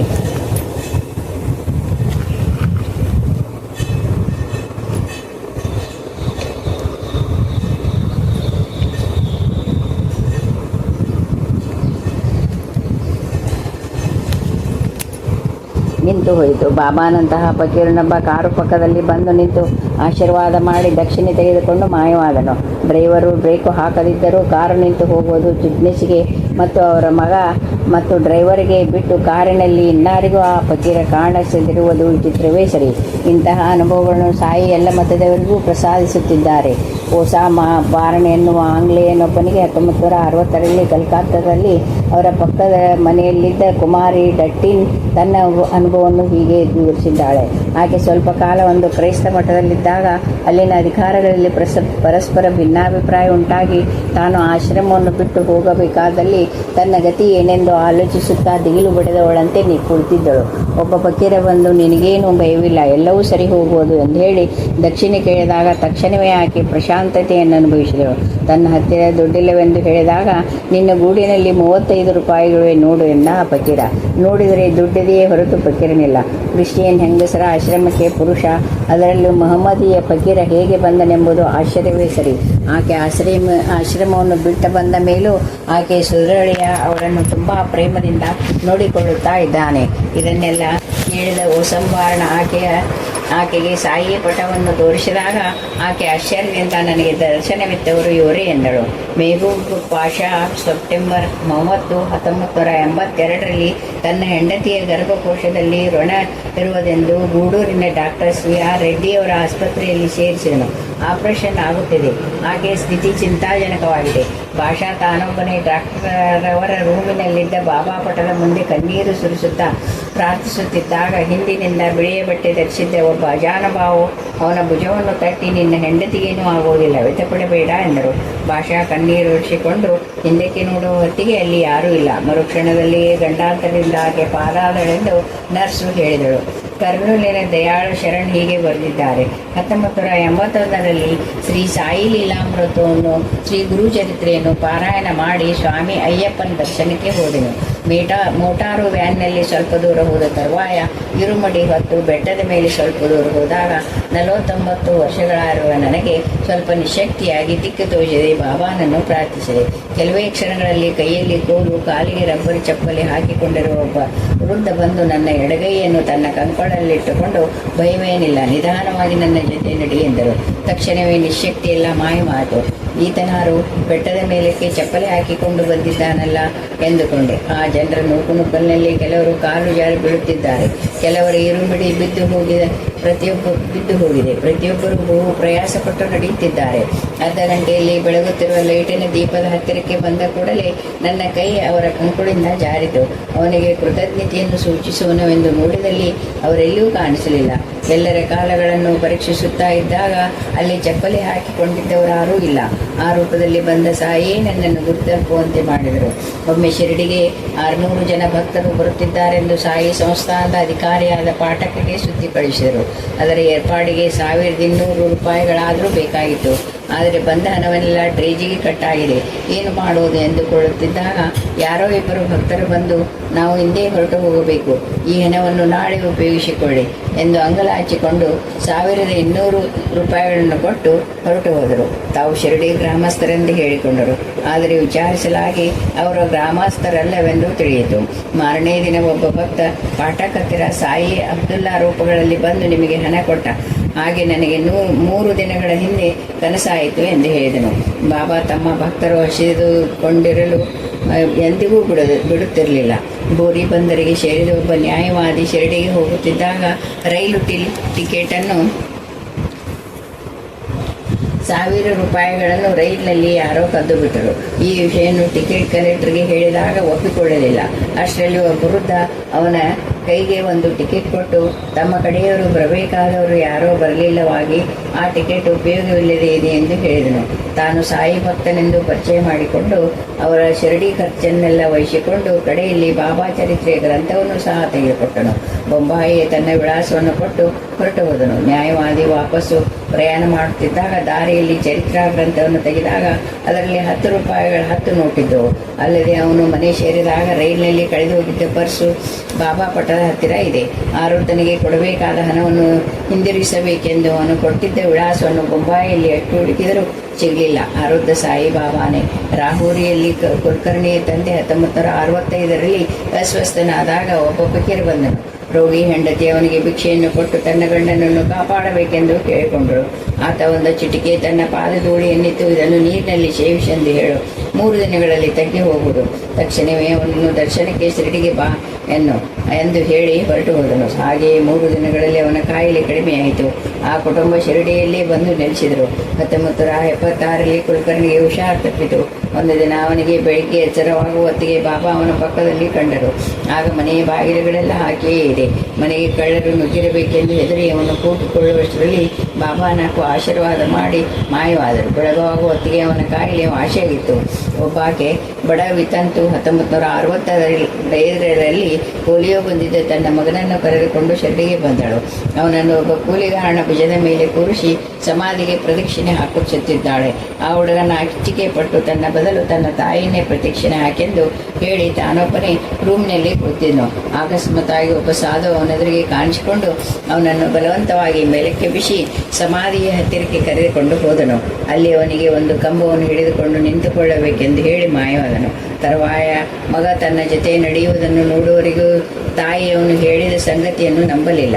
ಬೊಂಬಾಯಿಯಲ್ಲಿ ನೌಕರಿಯಲ್ಲಿದ್ದ ಕರುಣಾಕರ ಉಬ್ಬಸದ ಬಾಧೆಯನ್ನು ಸಹಿಸಲಾರದೆ ಕೆಲಸವನ್ನು ಬಿಟ್ಟು ಶಿರಡಿ ಸೇರಿ ಅಲ್ಲಿ ಚಾವಡಿಯಲ್ಲಿ ಸೇವೆ ಮಾಡುತ್ತಿದ್ದನು. ಒಂದು ರಾತ್ರಿ ಅವನು ವಿಪರೀತ ಜ್ವರ ಕೆಮ್ಮಿನಿಂದ ನರಳುತ್ತಿದ್ದನು.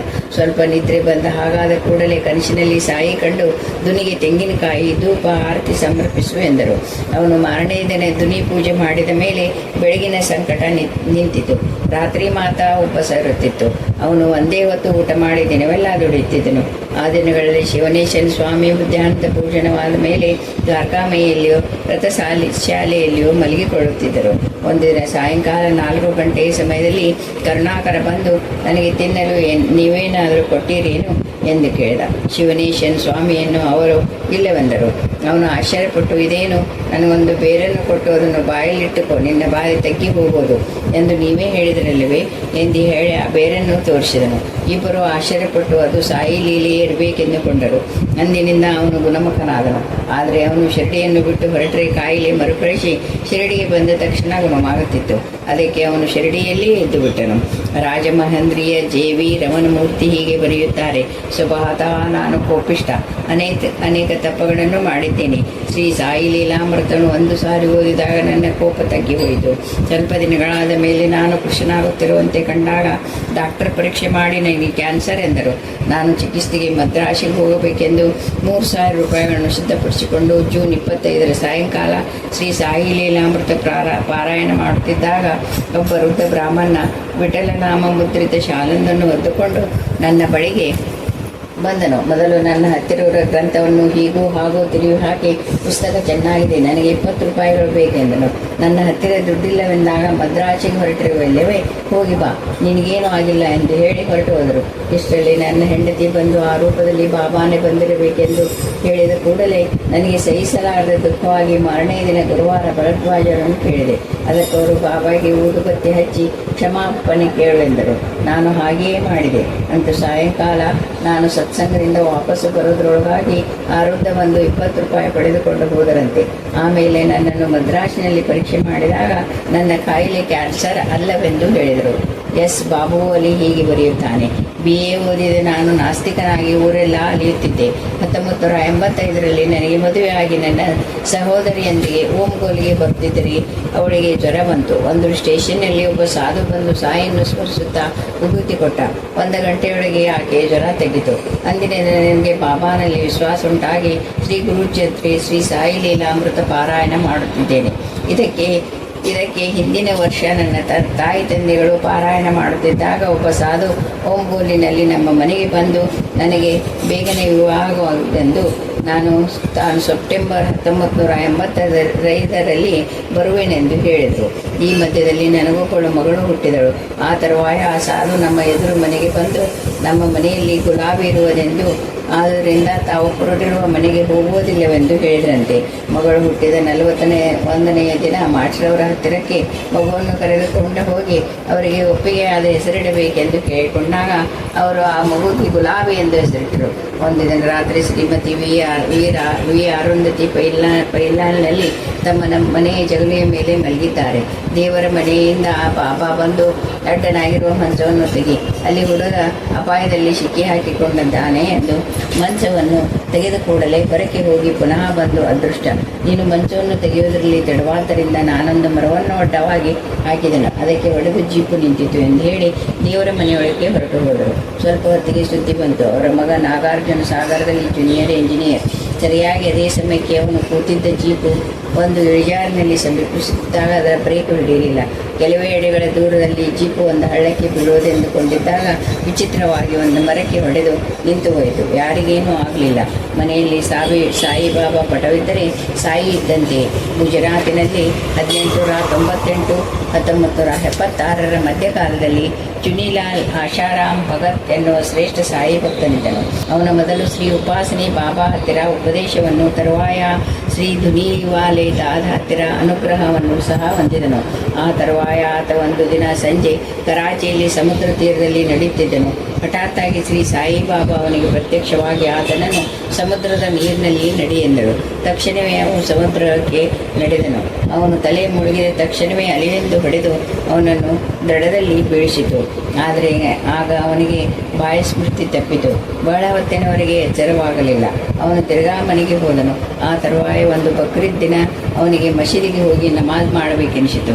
ಪಂಜೆ ಟೋಪಿ ಹಾಕಿಕೊಂಡು ನಮಾಜಿಗೆ ಹೋದರೆ ಮುಸಲ್ಮಾನರು ದಂಡಿಸುವರೆಂದು ಬಂಧುಗಳು ಎಚ್ಚರಿಸಿದರೂ ಆತ ಹಾಗೆಯೇ ಹೋದನು. ಅಲ್ಲಿ ಅವನಿಗೆ ಯಾರೂ ಅಡ್ಡಿ ಬರಲಿಲ್ಲ.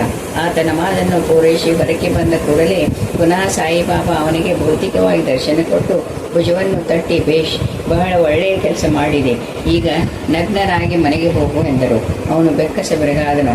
ಹಾಗೆ ಮಾಡುವುದು ಇಸ್ಲಾಂಗೆ ವಿರುದ್ಧವಾದ್ದರಿಂದ ಹಾಗೆ ಮಾಡಿದರೆ ಅಲ್ಲಿಯ ಮುಸಲ್ಮಾನರ ಹತ್ತಿರ ವ್ಯಾಜ್ಯ ಕೊಳ್ಳುವುದೆಂದುಕೊಂಡನು. ಆದರೆ ಸದ್ಗುರುನ ಆಜ್ಞೆಯನ್ನು ಮೀರುವುದೆಂದರೆ ಜೀವಿತಾಂತ ಕಷ್ಟಪಟ್ಟು ಸಾಧನೆ ಮಾಡಿದ ಮೇಲೆ ಅಂತಿಮ ಪರೀಕ್ಷೆಯಲ್ಲಿ ವಿಫಲನಾದಂತಾಗುವುದು, ಅಡಿಗೆ ಮಾಡಿ ಊಟ ಮಾಡದೇ ಇದ್ದಂತಾಗೋದು. ತಕ್ಷಣವೇ ಒಬ್ಬ ಸ್ನೇಹಿತನಿಗೆ ಸಾಯಿ ಆಜ್ಞೆಯನ್ನು ತಿಳಿಸಿ ತಾನು ಬಿಚ್ಚಿಟ್ಟ ಬಟ್ಟೆಗಳನ್ನು ಜೋಪಾನವಾಗಿ ಮನೆಗೆ ತಲುಪಿಸಬೇಕೆಂದು ಹೇಳಿ ತನ್ನ ಬಟ್ಟೆಗಳನ್ನು ಬಿಚ್ಚಿ ನಗ್ನನಾದನು. ಹಾಗೆ ಮಾಡಿದ ಕೂಡಲೇ ಅವನಿಗೆ ಆನಂದ ಪಾರವಶ್ಯತೆ ಉಂಟಾಗಿ ಗಟ್ಟಿಯಾಗಿ ಕೂಗಿಕೊಂಡು ಜನ ಕಿಕ್ಕಿರಿದ ಕರಾಚಿ ಬೀದಿಗಳಲ್ಲಿ ಸುಮಾರು 6-7 ಮೈಲುಗಳು ಹಚ್ಚ ಹಗಲಿನಲ್ಲಿ ಓಡತೊಡಗಿದನು. ಇಷ್ಟು ಬಿಟ್ಟು ಅವನಿಗೆ ಇನ್ನೇನೂ ತಿಳಿಯದು. ಒಂದು ಕಡೆ ಮಾತ್ರ ಬ್ರಿಟಿಷ್ ಪೊಲೀಸ್ ಇನ್ಸ್ಪೆಕ್ಟರ್ ಆತನಿಗೆ ಅಡ್ಡ ಬರೋದಕ್ಕೆ ಹೋದನು. ಚುನಿಲಾಲನ್ನು ಸಾಯಿಬಾಬಾ ಈದ್ ಮುಬಾರಕ್ ಎಂದು ಕೂಗಿಕೊಂಡಿದ್ದರಿಂದ ಆ ಪೊಲೀಸ್ ಅಧಿಕಾರಿಯು ಕೂಡ ಪಕ್ಕಕ್ಕೆ ಸರಿದು ಈದ್ ಮುಬಾರಕ್ ಹೇಳಿದನು. ತರುವಾಯ ಸ್ವಲ್ಪ ಹೊತ್ತಿಗೆ ಅವನಿಗೆ ಆಧ್ಯಾತ್ಮಿಕ ವಿಕಾಸ ಭಾವವಾಯಿತು. ಶ್ರೀ ಸಾಯಿಬಾಬಾ ಅವನೆದುರಿಗೆ ಸಾಕ್ಷಾತ್ಕರಿಸಿ ಅನೇಕ ಯೋಗ ಸಾಧನೆಗಳನ್ನು ಹೇಳಿಕೊಟ್ಟರು. ಹಲವಾರು ಅದ್ಭುತ ಅನುಭವಗಳನ್ನು ಪ್ರಸಾದಿಸಿದರು. ಕೊನೆಗೆ ಮಾರ್ಚ್ 29, 1939ರಂದು ವಾರಣಾಸಿಯಲ್ಲಿ ಆತನಿಗೆ ಅದ್ವೈತ ಅನುಭವವನ್ನು ಸಹ ಪ್ರಸಾದಿಸಿದರು. ಆ ತರುವಾಯ ಚುನಿಲಾಲ್ ಶ್ರೀ ಮೋಟಾ ಮಹಾರಾಜ್ ಎನ್ನುವ ಹೆಸರಿನ ಪರಿಪೂರ್ಣ ಸಿದ್ಧ ಪುರುಷರಾಗಿ ಪ್ರಖ್ಯಾತರಾದರು. ನಶ್ವರವಾದ ಶರೀರ ಸೌಖ್ಯದ ಮೇಲೆ ಉದಾಸೀನತೆಯನ್ನು ಹೊಂದಿ ಅತ್ಯಂತಿಕವಾದ ಸುಖಕ್ಕೆ ಯತ್ನಿಸುವ ಭಕ್ತರಿಗೆ ಪರಮಾರ್ಥವನ್ನು ತಂದು ಕೊಡುವುದರಲ್ಲಿ ಶ್ರೀ ಸಾಯಿಬಾಬಾಗೆ ಅದೆಷ್ಟು ಸಂತೋಷವೋ ಎನ್ನುವ ಶ್ರೀ ಸಾಯಿ ಸಚ್ಚರಿತ್ರೆಯ ವಾಕ್ಯ ಎಷ್ಟು ಸಾರ್ಥಕವಾದದ್ದು. ಜಯ ಜಯ ಸಾಯಿನಾಥಾಯ ನಮಃ.